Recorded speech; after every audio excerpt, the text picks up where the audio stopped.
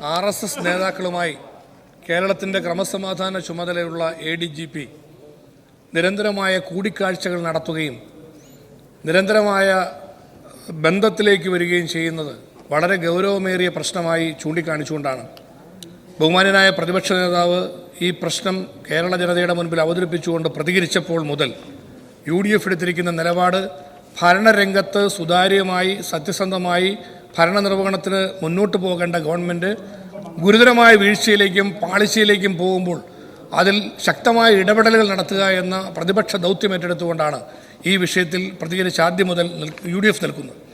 Sir, അതിൽ ഉന്നയിക്കപ്പെട്ട പ്രശ്നങ്ങളോട് LDF എടുത്ത സമീപനം എന്താണ്?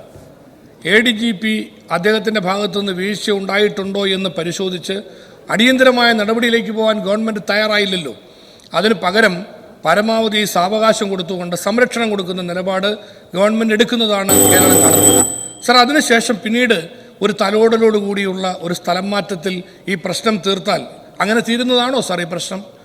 RSS CPM ബന്ധത്തിൻ്റെ കഥകൾ പുറത്തു വരുമ്പോൾ ഇവരുടെ പഴയകാല ചരിത്രത്തിൽ ആർക്കും തർക്കമില്ല. ശക്തമായി നിന്നിട്ടുള്ള ഇടതുപക്ഷത്തെക്കുറിച്ച് പറയുന്നത് മനസ്സിലാക്കാൻ പറ്റും. ഇന്ന് ദുർബലമായി നിൽക്കുന്ന ഇടതുപക്ഷം ഭരണം നിലനിർത്താൻ വേണ്ടി അധികാരത്തിൽ തുടരാൻ വേണ്ടി RSSകാരുടെ സംരക്ഷണയിൽ മുന്നോട്ട് പോകാൻ ശ്രമിക്കുന്ന നിർഭാഗ്യകരമായ കേരളത്തിൻ്റെ മതേതരത്വ സാഹചര്യങ്ങളെ തകർക്കുന്ന ഈ സമീപനത്തിനെതിരായിട്ടാണ് ശക്തമായി പ്രതികരിച്ചുകൊണ്ട് UDF രംഗത്ത് വരുന്നത് എന്ന് പറയാൻ ഞാൻ ആഗ്രഹിക്കാം. സർ, സമയപരിമിതി കൊണ്ട് ഞാൻ ചുരുക്കാം. പക്ഷേ സെബാസ്റ്റ്യൻ കുളത്തിങ്കൽ ബഹുമാനപ്പെട്ട അദ്ദേഹം എനിക്ക് തൊട്ട് മുമ്പൂടെ പറഞ്ഞു, സമീപകാലത്തുള്ള കാര്യങ്ങൾ പറഞ്ഞു. അദ്ദേഹത്തിൻ്റെ പാർട്ടി അതേപോലെ കോട്ടയം ജില്ലയിൽ ഒരു ജില്ലാ പഞ്ചായത്ത് തെരഞ്ഞെടുപ്പിൽ അദ്ദേഹത്തിൻ്റെ പാർട്ടിയുടെ സ്ഥാനാർത്ഥിയുടെ നോമിനേഷൻ കുറവലങ്ങാട് ഡിവിഷനിൽ തള്ളിപ്പോയി.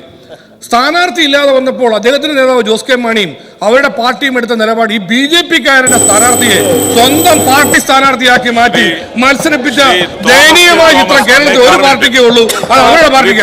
അവർ ഇവിടെ BJP-യുടെ